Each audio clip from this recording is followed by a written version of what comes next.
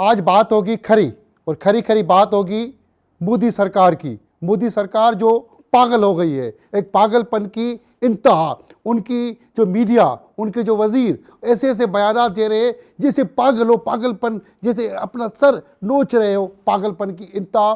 पाकिस्तान का पानी बंद कर देंगे, पाकिस्तान हमला कर रहा है।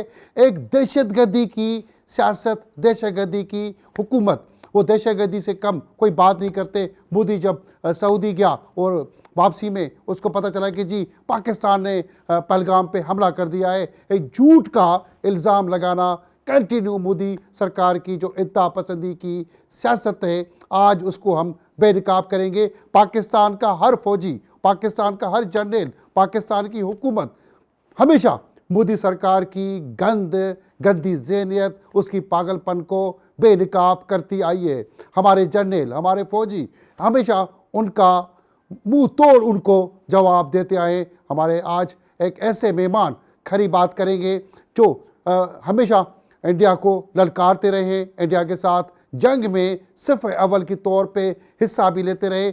आज वो मोदी सरकार की जो गंद है उसको बेनकाब करेंगे। हमारे सिपाही, हमारे जनरल जनरल मोहिउद्दीन हैदर साहब आज खरी बात में हमारे साथ मौजूद हैं। जनरल साहब, आपकी मेहरबानी कि आज आपने खरी बात में बात दी। खरी बात आज सीधी सीधी करेंगे। मोदी सरकार का जो ये पागलपन है, जो ये दहशतगर्दी की बात करते हैं, कभी पानी बंद करने की, कभी दहशतगर्दी की, कभी जंग की, आप इस सारी सिचुएशन को किस तरह देखते हैं? उनकी जो हमेशा गंदी ज़हनियत को किस तरह बेनकाब करेंगे? देखिए, हिंदुस्तान अपने आप को एक बहुत बड़ा मुल्क समझता है, एरिया में बड़ा है, पॉपुलेशन में बड़ा है। अपनी जीडीपी बयान करते हैं कि इतनी हमारी जीडीपी है। पाकिस्तान तो जो है उसके पास तो पैसे नहीं है, वो आईएमएफ से उधार लेता रहता है और इस किस्म की वो बातें करते हैं। और साथ साथ जो है वो ये कहते हैं कि पाकिस्तान को, चूँकि हम बहुत बड़े मुल्क हैं, तो हम जो बात करें तो पाकिस्तान को अपने सर झुकाना चाहिए। जिस तरह इन्होंने भूटान को, नेपाल को, श्रीलंका को, छोटे मुल्कों को दबाया है, दबाया हुआ है अपना कंट्रोल करके, अपना डंडे के नाम पे। पाकिस्तान भी इस तरह बन जाए तो वो समझते हमारा मसला हल हो जाएगा। नंबर एक बात तो ये है। नंबर दो बात ये है, इसमें कोई शक की बात नहीं है कि ये जो बीजेपी है, ये आरएसएस इसकी बुनियाद है, जो कि एक टेररिस्ट जमात है। अगर आपको याद हो, इनका टोटल फ़लसफ़ा जो है वो लड़ाई झगड़ा, कत्ल, गारत का है। आरएसएस का बाई फोर्स मुख्तलिफ लोगों को हमेशा मारते रहते हैं, कत्ल, लाशें अपनी गिराते रहे। तो गांधी का जो इतने बड़े लीडर थे, मुतफक्का लीडर थे, उनको किसने मारा? वो आरएसएस का आदमी था, राजा गोडसे जो था। दूसरा, कोई शक है दुनिया को कि जब ये चीफ मिनिस्टर थे मोदी साहब, तो इन्होंने गुजरात में कत्लेआम किया था और लोगों ये घर जलाए थे, जिंदा जलाया था लोगों को। और ये बात तमाम दुनिया ने देखी। देखिए, वीडियो जाहिर है, बहुत सारी तस्वीरें वायरल हो चुकी है, पूरी दुनिया जानती है, पूरी दुनिया ने देखी। और इसके नतीजे में अमेरिका ने इनको पर्सोना नॉन ग्राटा करार दिया और कहा कि मोदी को अमेरिका में घुसने की इजाज़त नहीं है। तो ये उनका स्टांस था इस वाक़े के बाद। लेकिन बाद में जब वो प्राइम मिनिस्टर बन गए तो अमेरिका के अपने मफादात हैं ट्रेड के, और वो इनकी पीठ ठोकता रहता है कि तुम चाइना के ख़िलाफ़ खड़े हो जाओ। तो इसलिए उनका ये इंटरेस्ट है। तो बाद में उन्होंने फिर मोदी को आने की इजाज़त भी दी और जॉइंट सेशन जो है कांग्रेस का और सेनेट का, उससे खिताब करने की भी इजाज़त दी। और बार बार तमाम कांग्रेसमैन सेनेटर खड़े होकर स्टैंडिंग ओवेशन, तालियां बजाते हैं मोदी साहब की तकरीर पर। इससे पता चलता है कि अमेरिका के अपने मफादात हैं, हिंदुस्तान को वो तैयार कर रहा है, अपनी तरफ से मजबूत बना रहा है कि चाइना के साथ वो खड़ा हो जाए इस इलाके में। तो इसमें तो कोई शक की बात नहीं। बाकी ये पैटर्न जो है कि कोई वारदात अपने मुल्क में करो अपने सिक्योरिटी फोर्सेस के थ्रू और बेगुनाह लोगों को मारो और उस बिना के ऊपर फिर वोट मांगो। और हिंदू बहुत खुश होता है जब मुसलमानों का खून बहता है या उनके घर कश्मीर में उड़ाए जाते हैं बारूद से, या कोई इस किस्म का वाक़या होता है पाकिस्तान को धमकी देने का, तो हिंदू बड़े खुश होते हैं कि भाई ये बहुत मजबूत लीडर है, ये हिंदुस्तान का निशात सानिया कर रहा है। और उस बेसिस के ऊपर वो उसके साथ खड़े हो जाते हैं, उसकी बातों में आ जाते हैं, उसको वोट देते हैं। तो हर इलेक्शन से पहले हर वक्त उनकी ये एक स्ट्रेटजी रही है जो इस्तेमाल करता रहा है। हमेशा उनकी सियासत रही है कि जी मुसलमान को मारो, मुसलमान को मारो, पाकिस्तान हमारा दुश्मन है। एक ये जहर जो उगला जाता है पाकिस्तान के लिए, मुसलमान के लिए, वहाँ पे भी मुसलमान रहते हैं, उनको भी जलाया जा रहा है, मारा जा रहा है, इबादतें सही से नहीं करने दी जाती। इस जहर को आखिरकार वो जो सांप बन के सबको डसना चाहता है, अपनी कौम को भी डस रहा है, सबको डस रहा है, उस सांप को कैसे मारा जाए? देखिए, अब बात यह है कि हिंदुस्तान जो कुछ कर रहा है, इसकी पॉलिसियाँ इसी के जो है वो पड़ जाएंगी, इसके ऊपर पड़ जाएंगी, क्योंकि वहाँ जो मुसलमान हैं कोई मिनॉरिटी नहीं है, वो ठीक है, कम है, लेकिन एक पाकिस्तान के बराबर उनकी तादाद है और वो हर फील्ड में है। तो उनको आप कब तक दबाएंगे? ना मुसलमान दबता है, वो मुसलमान भी खड़ा हो जाता है। कब तक उनकी मस्जिद तबाह करेंगे? कब तक उनके घर तबाह करेंगे? कब तक उनके घर जलाएंगे? उनके साथ जुल्म ज़्यादती करेंगे? उन पर नौकरी के दरवाजे बंद करेंगे? उनका फ़ौज में दाखिला आपने बंद किया हुआ है। अगर मुसलमान 14% है, 15% हिंदुस्तान की, उसमें 1.5-2% मुसलमान होंगे उनकी आर्म फोर्सेस में। तो अभी दूसरी बात यह है कि जो पॉलिसी है उनकी, उससे बहुत बेचैनी फैल रही है, हिंदुस्तान के लोग नाखुश हैं। और साथ साथ आपको पता है सिख बहुत नाराज़ हैं इनसे, तो उनको मुल्क के अंदर भी बहुत, आपको पता है कि कोई बहुत प्रॉब्लम्स है, और बहुत सी वहाँ आज़ादी की तहरीकें भी चल रही हैं। नागालैंड में, मिज़ोरम में, नॉर्थ ईस्ट में बहुत कुछ चल रहा है इस वक्त। जो देखा जाए तो आपने कहा कि भारत में बहुत सारी भारत के खिलाफ तहरीकें चल रही हैं, वो चाहे सिख हो, खालसा हो, बहुत सारी कश्मीर से हर तरफ से एक उनके खिलाफ आवाज़ उठ रही है। अपने अंदर लोग उनको आवाज़ मार रहे हैं कि आप दहशतगर्द हो, मुल्क दुश्मन हो, कौम दुश्मन हो। तो सारी आवाज़ों के बावजूद क्या उनको खौफ नहीं हो रहा एक बार फिर हिंदुस्तान टूटेगा, जैसे हिंदुस्तान पहले भी टूटा और उसे मुसलमानों पे पहले भी उन्होंने जुल्म, जबर, ज़्यादतियाँ की, उसकी वजह से पाकिस्तान भी बना, दूसरे भी मुल्क बने। तो सारी सूरत हाल, क्या उसको अभी तक सबक हासिल नहीं हुआ कि दूसरे मुल्क बन जाएंगे, दूसरे कानून बन जाएंगे, उसके बावजूद उसको सबक कब हासिल होगा, कब अपने हिंदुस्तान को बचाएगा? अफसोस कि वो इंसान तारीख से नहीं सीखते, और इन चीज़ों को जब पता है कि मुल्क में अमन व अमान कायम करने के लिए सबको साथ लेके चलना पड़ता है, मोदी साहब ये नहीं कर रहे। कश्मीर की मिसाल ले लीजिए, 75 साल से कश्मीरी जो हैं, जिनके ऊपर 7 लाख फ़ौज आपने मुसल्लत की हुई है, चप्पे चप्पे के ऊपर, आपने क्या कश्मीर पर टोटल कंट्रोल हासिल कर लिया? हरगिज़ नहीं किया। अगर किया होता तो फिर फ़ौज को विड्रॉ करके छावनी में भेजते। उनको क्यों वहाँ पर डिप्लॉय किया हुआ है हर चप्पे चप्पे के ऊपर? तो उससे पता चलता है कि लोग जो है वो आसानी के साथ दबाए नहीं जा सकते, और वो अपना जज्बा हुर्रियत को भी नहीं दबाया जा सकता। और कश्मीरी तो अपनी आज़ादी की जंग लग रहे हैं, वो टेररिस्ट नहीं है। अगर वो हिंदुस्तान के किसी फ़ौजी को मारते हैं, वो जायज़ है, बिकॉज वो अपने मुल्क को आज़ाद देखना चाहते हैं, जो कि यूनाइटेड नेशंस के चार्टर के तहत और सिक्योरिटी काउंसिल के रेजोल्यूशन के तहत और पार्टीशन का जो एजेंडा था और जो प्रोग्राम था, उसके मुताबिक कश्मीर पे पाकिस्तान का हक बनता है। जो उन्होंने गासिब के तौर पर उसको दबाए हुए, वहाँ काबू नहीं पा सके हैं। ये क्या वजह है कि कश्मीर पे उनकी लड़ाई पाकिस्तान के साथ चल रही है? कश्मीर एक खुद मुख्तियार रियासत है, खुद मुख्तियार मुल्क है और पाकिस्तान की शेरग है। तो हिंदुस्तान क्यों उस पर कब्ज़ा करके बैठा हुआ है कुछ हिस्से पे, और क्यों काबिज होना चाहता है पूरे कश्मीर पे? वो पूरा कब्ज़ा क्यों खेल रहा है? देखिए, उसने 48 में नेहरू साहब के ज़माने में ही कब्ज़ा कर लिया था। वहाँ अपनी हवाई जहाज़ के ज़रिए से दूसरे तरीके से फ़ौजें पहुँचा दी थी, और रेड क्लिफ जो अवार्ड हुआ था उसमें गुरदासपुर की डिस्ट्रिक्ट में, जिसमें मुसलमानों की तादाद थी, और वो गुरदासपुर पाकिस्तान में शामिल होना चाहिए था, वो रेड क्लिफ साहब की जो बाउंड्री थी वो उस वक्त के वायसराय लॉर्ड माउंटबेटन ने तब्दील कर दी, जिसकी वजह से हिंदुस्तान को ज़मीनी रास्ता मिल गया कश्मीर में जाने का। अगर गुरदासपुर असूलों के तहत पाकिस्तान को मिलता, इनका वो ज़मीनी रास्ता ना होता, फिर हवाई जहाज़ से जाते, कुछ भी जाते।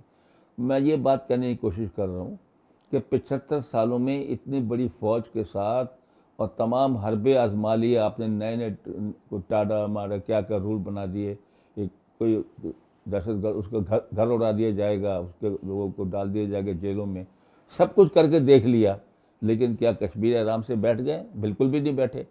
तो ये भूल होती है लोगों की कि इस तरह लोगों को वो दबा लेंगे। इसी तरह जो मुसलमान हैं, अगर आप उनको बहुत तंग करेंगे वो भी हथियार उठा लेंगे इंडिया के अंदर। अगर आप उनको नॉर्मल लाइफ बाकी लोग इस तरह गुजारने नहीं देंगे, उनका हक हुकूक नहीं देंगे। एक वक्फ बिल जो आजकल चल रहा है कि मुसलमानों के जो वक्फ का जो हमारा सिस्टम है उसको तब्दील करें, जिससे सिख भी जो है उन पर भी असर पड़ता है, तो उस पर भी बड़ी लेदे है, उसके ऊपर बड़ी बड़ी बेचैनी है अपना हिंदुस्तान के अंदर।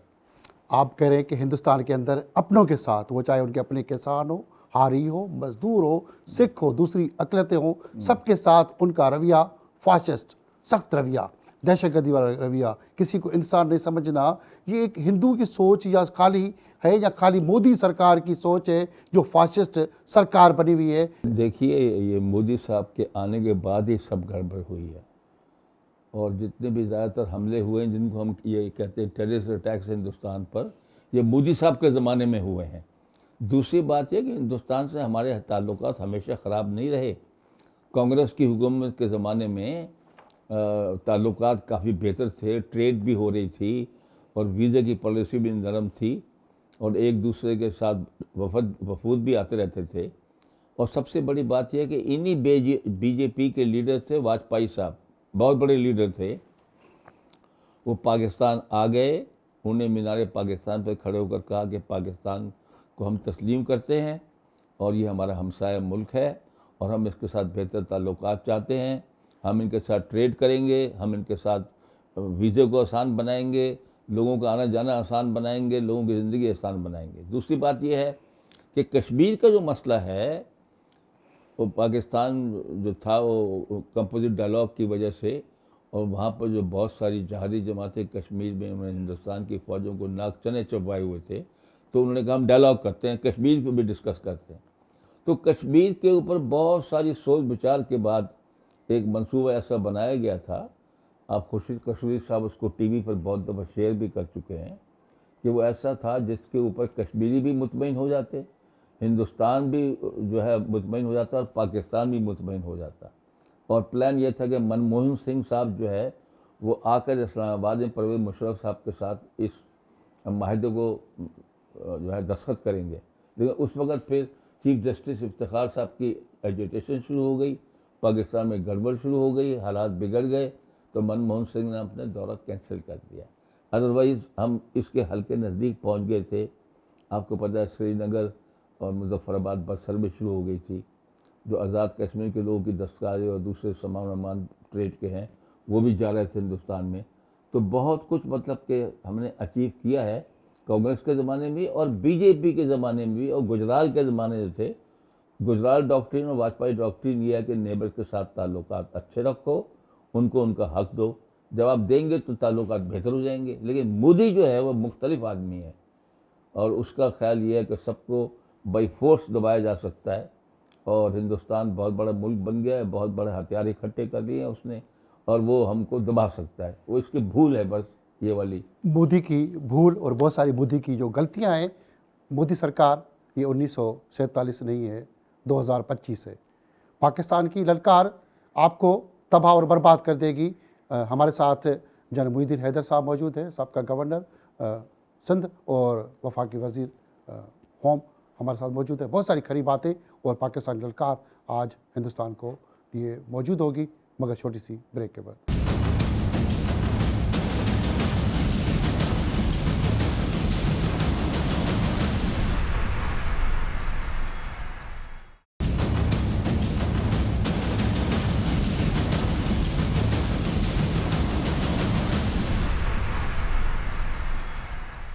मोदी सरकार की दहशतगर्दी, मोदी सरकार की गंदी ज़हनियत पे आज खरी खरी बात हो रही है।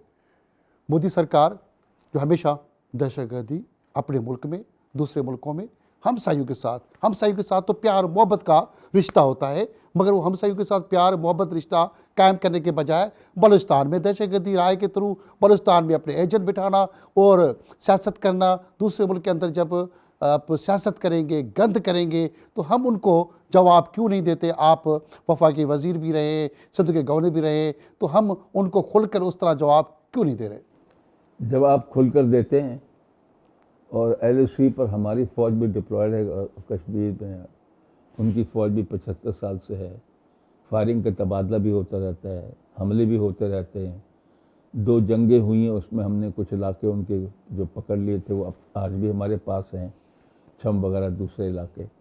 तो कहने का हम जवाब तो हमेशा देते हैं और देते रहेंगे। उनको ये बात समझनी चाहिए कि वो हमको तरने वाला नहीं है उनके लिए।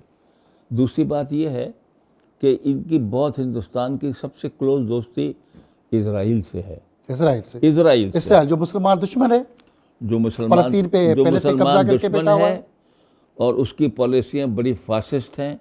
वो किसी कानून को इजराइल नहीं मानता, ना यूनाइटेड नेशंस की बात सुनता है, ना किसी और की बात सुनता है, और जुल्म किए जा रहे हैं।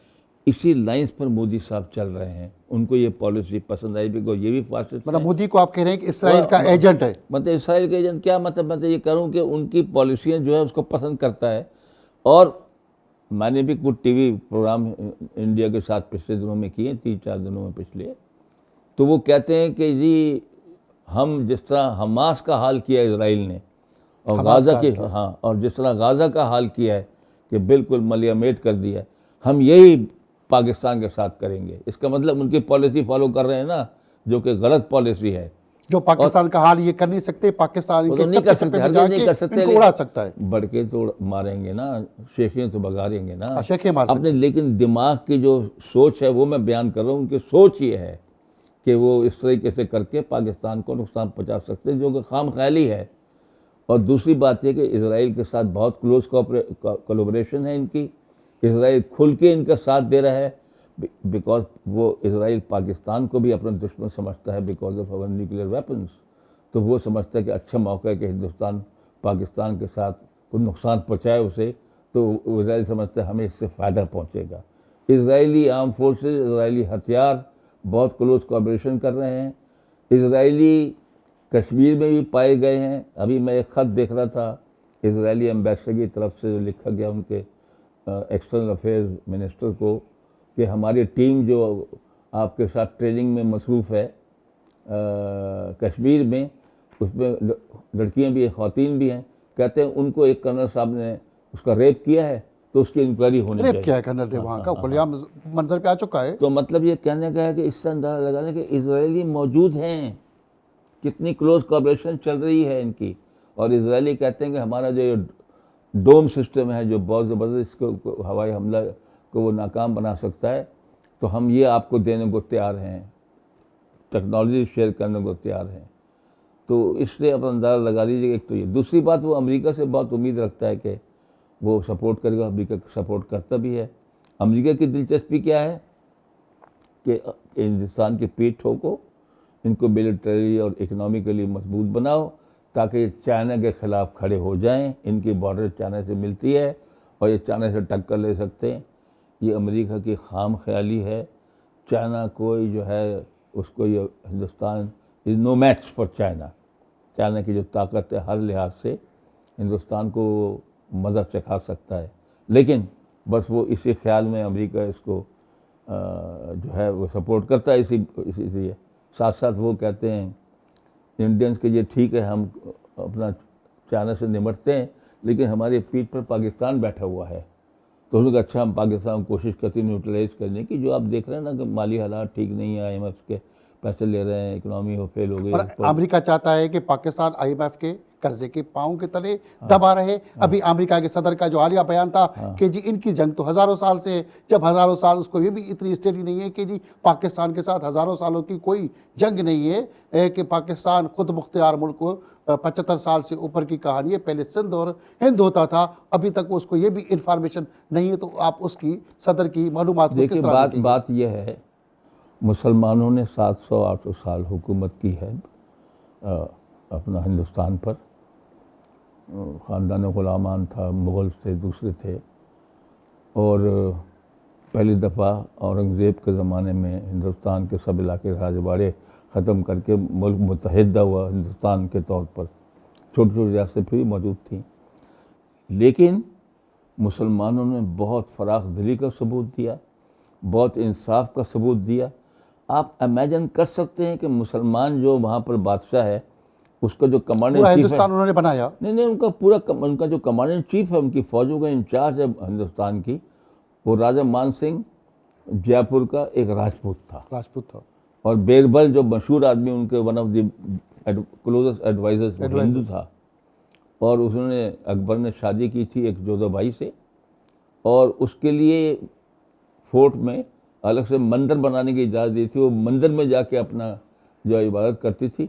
तो मुसलमानों की फराख दिली देखिए आप, कि हम तो ये कर रहे हैं कि जिस वक़्त हम हुक्मरान थे हमने इनके साथ इंसाफ किया है, हमने इनको पोजीशनें दी हैं, हमने हर लिहाज से इनको बराबर समझा है।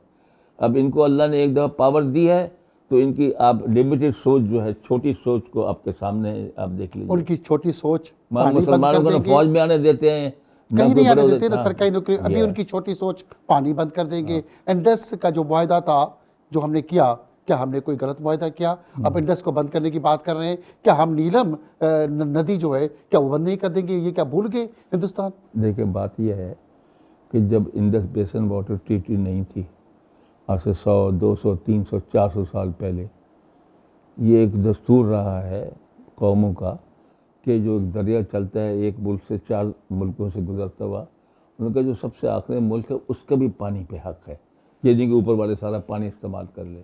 अब नाइल कहाँ से शुरू होता है? लेक विक्टोरिया से होता हुआ, सूडान कहाँ से होता हुआ इजिप्ट में पहुँच रहा है, इजिप्ट उससे एग्रीकल्चर कर रहा है। तो पहले भी ये सिस्टम था। अब लेकिन बाद में जब इन्होंने हमारा पानी बंद किया 47 के पार्टीशन के बाद, क्योंकि काफ़ी हेडवर्क्स इंडियन टेरिटरी में रह गए थे, तो उसके ऊपर फिर ख़तरा था जंग का। तो ये मुज़ाकरात कई साल चले इंडिया पाकिस्तान के, वर्ल्ड बैंक के वो जामिन था इनका, उसके पैटर्न के नीचे, और फिर ये माहिदा तय पाया है। आपने एक क्लिप देखा होगा कि नेहरू साहब पाकिस्तान आए थे इस माहिदे को साइन करने के लिए अयूब खान के साथ, यहाँ पर आके साइन उन्होंने किया था। कराची में उस वक्त कैपिटल था, उसके बाद वो पिंडी मरी में भी उनको ले गए थे। तो कहने का मतलब ये है कि आपके एक बहुत बड़े लीडर ने, जिसकी बहुत इज्जत है नेहरू की, कि उसका हिंदुस्तान के बंटवारे में बहुत बड़ा हाथ है, तो उसके साइन किए हुए माहिदा जो कि एक इंटरनेशनल ट्रीटी है, आप आर्बिट्रेली बंद कर रहे हो। आप किसी का पानी बंद कर सकते हो? और पानी बंद करके क्या आप उम्मीद करते हो कि हम खामोश बैठे रहेंगे? हरगिज़ भी नहीं। पानी हमारे रेड लाइन है, और पानी किसी ने बंद किया उसके मजाल नहीं है। इस पर किसी हद तक भी पाकिस्तान जा सकता है हिंदुस्तान को बताने के लिए। Never think of it. 3 दरिया आपको दिए हुए हैं, 3 दरिया हमको मिले हुए हैं, तो इसलिए भी आप इनको ना छेड़ें।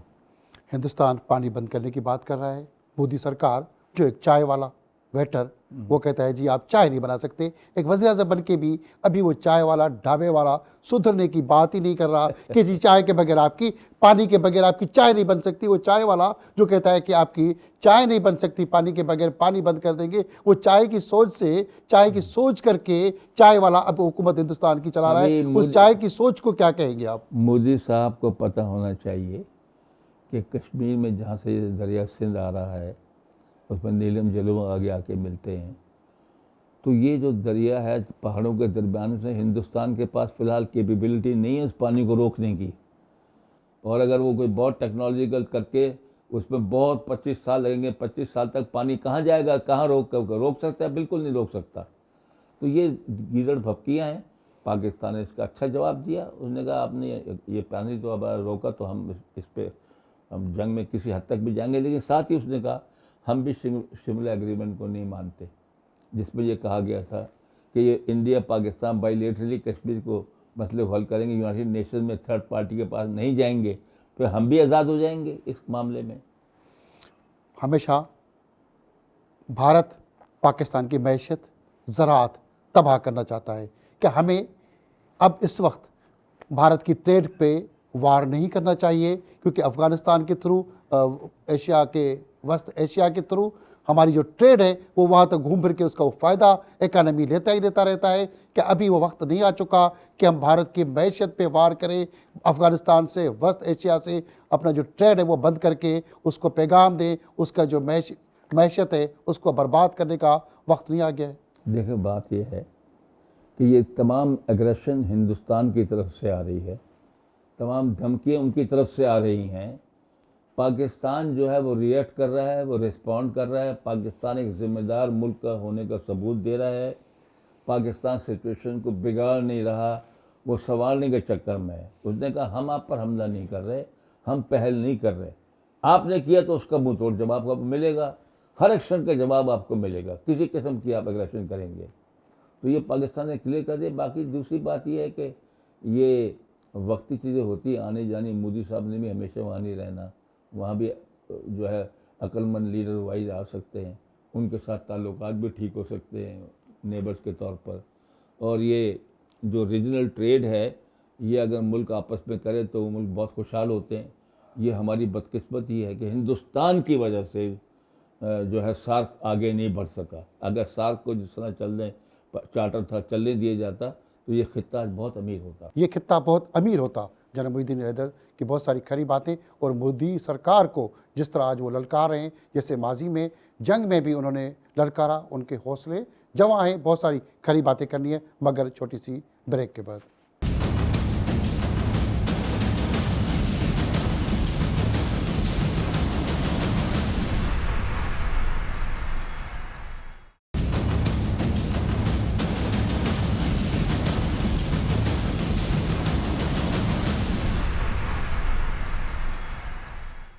मोदी सरकार जो कश्मीरियों का खून पी रही है, जना साहब, मोदी सरकार जो कश्मीरियों का खून पी रही है, कि अब वक्त नहीं आ गया कि जो हिंदुस्तान के अंदर जो बगावत कर रहे हैं हिंदुस्तान के खिलाफ, जिनका वो खुद भी खून पी रहा है अपने ही कौम के, अपने ही मुल्क के लोगों का, क्या अब हमें सफारती तौर पे उनकी सपोर्ट करनी चाहिए या नहीं करनी चाहिए? उनको आईना दिखाना चाहिए या जंग में हमें जंग करनी चाहिए नहीं करनी चाहिए? देखिए, जंग करने से पहले बहुत से और मरहले होते हैं, बातचीत होती है, डिप्लोमेटिक चैनल इस्तेमाल होते हैं, जो हमारे मुल्क और जो हमारे दोस्त हैं उन मुल्कों से मामनत हासिल की जाती है, दुनिया से अपील की जाती है कि हिंदुस्तान को समझाया जाए कि कश्मीरियों के साथ जुल्म ना करे। तो फ़ौरन ही जो है जो जंग नहीं छिड़ी जा सकती इस मामले पर। और जहाँ तक ताल्लुक़ है हिंदुस्तान का, वो तो कश्मीरियों को खून नहीं पी रहा, वो तो आपको पता है, मैंने आपको गुजरात की मिसाल दी। और इन्होंने जो क्रिश्चियंस के साथ हाल किया, जो सिखों के साथ हाल किया, जो बाकी दलित जो इनके जिनको शूदर कहते हैं, मलीच कहते हैं, उनके साथ हाल करते हैं, उनको बहुत कमतर इंसानी नहीं समझते उनको, ना उनकी जान की कोई अपनी, हालांकि हिंदू हैं वो, उसके बावजूद भी। तो मतलब ये तो है, और सब दुनिया देख रही है, हिंदुस्तान वाले भी देख रहे हैं। इस वक्त जो इन्होंने ये ड्रामा रचाया है पुलवामा का, तो उस पर हम तो कुछ कह रहे हैं कि ये झूठा है सब कुछ, ड्रामा, फॉल्स फ्लैग ऑपरेशन उसके है। कोई सबूत नहीं दे सका, उसके कोई सबूत नहीं उसके पास। दुनिया में आवाज़ें उठने के बजाय हिंदुस्तान से बहुत आवाज़ें उठ रही हैं अंदर से कि ये ड्रामा है, वोट लेने का, हमदर्दी हासिल करने का, अपने ही लोगों को मार कर ये जो है अपने सियासी मकासद हल करने का। दूसरी बात ये बताइए, 250 मील है अंदर ये, जहाँ ये वाक़ पेश आया टेररिज्म का, LOC से, लाइन ऑफ कंट्रोल से, और लाइन ऑफ कंट्रोल पर तारें लगी हुई हैं, माइंस लगी हुई हैं, इजराइल के सप्लाई के रेडार्स लगे हुए हैं, कोई आदमी भी मूव करे तो वो उसकी मूवमेंट पिकअप हो जाती है। अरे भाई, कहाँ से कह रहे हो पाकिस्तानी है, हम किस तरह क्रॉस करके चले गए और 250 मील अंदर चले गए? आपकी 7 लाख फ़ौज क्या कर रही है, आपकी इंटेलिजेंस क्या कर रही है, आपके अपने लोग क्या कर रहे हैं? इसी से पता चलता है ये सब झूठा ड्रामा है। उनके पास ना कोई सबूत है, पाकिस्तान ने नहीं, सबूत भी बिल्कुल दिए, झूठ। अब सफारती तौर पे जितने भी ताल्लुकात हैं सारे मुल्क सफारती को भी करेंगे, इनके पास कोई सबूत नहीं, ना वो प्रेस कॉन्फ्रेंस अपनी में कोई सबूत दे सका। पाकिस्तान एक एटमी कुव्वत, एटमी मुल्क है, क्या अब वो एक एटमी मुल्क से बार बार लड़ाई की बात करता है? क्या अपने 1.25 अरब के लोगों को मरवाना चाहता है? वो खून खराबा जो चाहता है वो एटमी कुव्वत से नहीं डरता। बार बार ये ड्रामा, भपकियाँ और गीदड़ की वाली जो आवाज़ें हैं, वो गीदड़ क्यों इस तरह की आवाज़ें लगाता फिर रहा है? वो जो धमकियाँ देता है वो खाली खुली धमकियाँ हैं अपने लोगों को खुश करने की। वो लोग बड़े खुश होते हैं जब पाकिस्तान के ख़िलाफ़ बात करता है, लेकिन उसको पता है पाकिस्तान तरने वाला नहीं है। एटम बम तो बहुत बात की बात है। जो हमारी कन्वेंशनल फोर्सेस हैं, जो हमारी टेक्नोलॉजी है हमारे पास, एयरफोर्स में, फ़ौज के अंदर भी अच्छे वेपन सिस्टम भी आ गए हैं और ट्रेनिंग हमारी बहुत ज़बरदस्त है। हमारा जज्बा जो है, मोराल, जज्बा शहादत जो हमारे पास है, वो हिंदुस्तान के जो है एक डरपोक नहीं। किस्म के उनके सिपाही हैं। आप बाजी में जंग में भी हिस्सा ले चुके जी हैं, हाँ। तो उनकी डरपोकी को आप किस तरह बताएंगे? मतलब यही है ना, उनको बताया है ना हमने कि करके दिखाओ, पानी रोक के दिखाओ। हाँ, रोक के दिखाओ। हम तो खड़े हैं ना उनके सामने। अभी क्या उन्होंने कहा नहीं, हम अभी इसका आपको जवाब देते हैं, हिंदुस्तान बोल रहे हैं। 10 दिन से कोई जवाब दे सका है? नहीं दे सका। और जवाब देगा मुंह की खाएगा। जैसे करेगा हमला, उससे बड़ा हमला पाकिस्तान की तरफ से जाएगा। सब तैयार हैं। और दूसरा, अपने एयरक्राफ्ट कैरियर को समुद्र में लेके आया था उनको डराने के लिए, तो हमारी भी सबमरीन ने एक तजर्बा करके दिखाया समंदर में कि हमारे पास सबमरीन से हम मिसाइल छोड़ सकते हैं 150 किलोमीटर, 200 किलोमीटर। विक्रांत को वापस पीछे बुला लिया। तो दूसरी बार इनके जहाज़ जो बड़े लेकर आए हैं फ्रांस से, राइफल, वो कश्मीर में पेट्रोलिंग करे थे LOC की उस तरफ, तो वो हमारे भी यहाँ से उठे JF थंडर, तो वो वापस चले गए। मतलब वो पाकिस्तान से डरते हैं, घबराते हैं। क्या आप समझते हैं कि भारत के खिलाफ इस वक्त नया नजरियाती, समाजी और कोई महाज कायम करने की ज़रूरत है, जिसमें दुश्मन मुल्क के दुश्मनों को साथ मिला के अपने दोस्त बनाकर उनके साथ एक महाज बनाया जाए नजरियाती तौर पे कि पाकिस्तान एक मजबूत मुल्क है, एक कुव्वत है, और दुश्मन को अभी वक्त पे सबक सिखाने के लिए मज़ीद हमें सफारती ताल्लुकात बेहतर करके अपने दोस्तों के साथ मिलके कोई नज़रियाती निज़ाम या नज़रियाती महाज कायम करने की वक्त आ चुका है? देखिए, बात यह है, क्या वक्त आएगा। गाज़ा के मामले में आपको पता है मुसलमान मुत्तहिद नहीं हैं, और एक एक करके कभी वो शाम को खा लिया उसने, लीबिया को खा लिया, इराक़ को खा लिया, यमन पे शुरू हो गया, और मुसलमान जो है वो इस मामले इकट्ठे नहीं। तो हमको उन पर नहीं, अपने आप पे भरोसा करना चाहिए। बाकी दुनिया को बताते रहना चाहिए कि हम अमन पसंद मुल्क हैं, हम झगड़ा नहीं करना चाहते, लेकिन हम पर झगड़ा करने का ठूसा गया तो उसका जवाब मिलेगा। और दुनिया को ये पता होना चाहिए कि एक दफ़ा जंग शुरू हो जाए, किसी को नहीं पता कहाँ जाके रोकेगी और क्या होगा। और फिर वो खाली इस खित्ते को नहीं, वो दुनिया को भस्म कर हो जाएगा। मतलब उसमें इन्वॉल्व हो जाएगी दुनिया। भारतीय मीडिया बार बार हर वक्त चीख पुकार, अजीब किस्म के गंदे मुंह करके, अजीब किस्म का ड्रामेबाजी करके वो कह रहे हैं कि जी जंग होने वाली है, जंग होने वाली है। ये भारतीय मीडिया का जो प्रोपेगेंडा ड्रामा, अपने कौम को बेवकूफ़ करने वाला, उस पर क्या कहेंगे आप? देखिए, ये बहुत झूठ बोल रहे हैं, और मैंने 2-3 इसमें इनके साथ इंटरव्यू में हिस्सा लिया है। बात नहीं करने देते, कोई दलील नहीं देते, बहुत छोटे दिमाग, ज़हनियत के मुजाहरे इनके। टीवी को देखकर इसका स्टैंडर्ड मैंने कहा कि ये इनका स्टैंडर्ड है, ये बदतमीज़ियाँ हैं। तो बदतमीजी का आप तूफान देखिए, मचा के बैठे आप होते हैं। देखिए पाकिस्तान में, पाकिस्तान के तमाम शहरों में, तमाम महफिलों में वो कहते हैं, हो पाकिस्तान को हमने जब कहा कि पानी बंद तुम्हारा और फलाना हम ये कर देंगे, तो पूरे पाकिस्तान में खौफ फैल गया। यानी आप ये देखिए कि इंडियन टीवी जो था वो ये कह रहा था कि आसिम मुनीर साहब और सीनियर जनरल ने अपनी फैमिली को एक चार्टर जहाज़ के ज़रिए मुल्क से बाहर भेज दिया है। इतना खौफ फैला हुआ है। यहाँ कोई खौफ आपको नज़र आता है? बिल्कुल लाइफ नॉर्मल है, लोग बिल्कुल नॉर्मल अपनी एक्टिविटी जारी रखे हुए हैं, कोई खौफ नहीं है।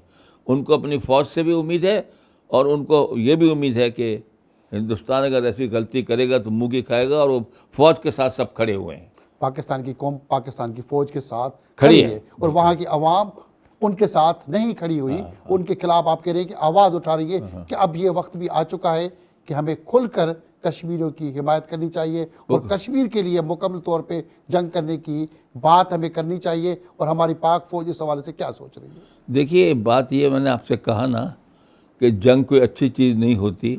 उसके नताइज जो होते हैं दोनों साइड के लिए बहुत ख़तरनाक होते हैं। इकनॉमिकली लोगों की सफरिंग जो है, तो हम अपनी सी कोशिश कर रहे हैं, और डिप्लोमेटिक भी कर रहे हैं, यूनाइटेड नेशन में भी आवाज़ उठा रहे हैं। और ऐसी चीज़ें आपको पता है कि साल में जाके मसले हल होते हैं। तो ताइवान का जो हिस्सा है वो चाइना का हिस्सा है, चाइना सब्र दिखा रहा है। हांगकांग 100 साल बाद चाइना ने लिया, तो हमारा मौक़िफ़ हर लिहाज से सही है। हम उम्मीद करते हैं कि कश्मीर बनेगा पाकिस्तान एक रोज़। आपने पाकिस्तान की तरफ से जंग में हिस्सा लिया, और जंगें किसी भी कौम और मुल्क के लिए अच्छी नहीं होती।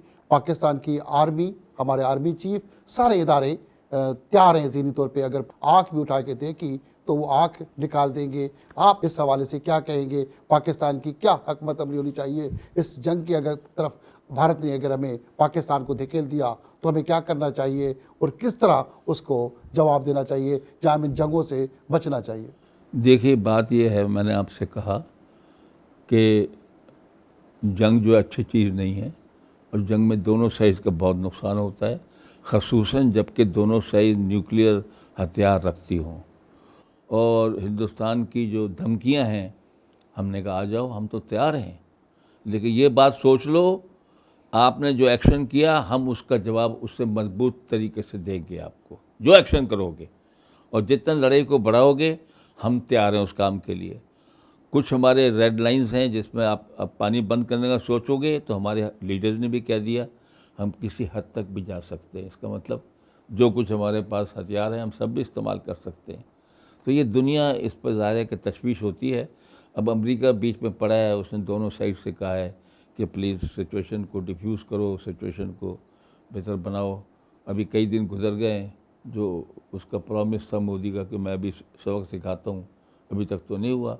सबक सिखाएगा तो ख़ुद भी सबक सीख लेगा इंशाअल्लाह। आप समेत जितने भी रिटायर्ड जनरल हैं, फौजी हैं, क्या खुदा ख्वास्ता अगर भारत ने कोई गलती की तो दोबारा वर्दी पहन के मुल्क के कौम के लिए हम तो जंग देखिए में हिस्सा लेंगे, क्योंकि फौजी रिटायर होता ही नहीं, वो हमेशा नहीं, जंग हम के तो लिए तैयार हैं, होता है। अपने अपना हिस्सा डालेंगे जो कुछ भी हमसे है।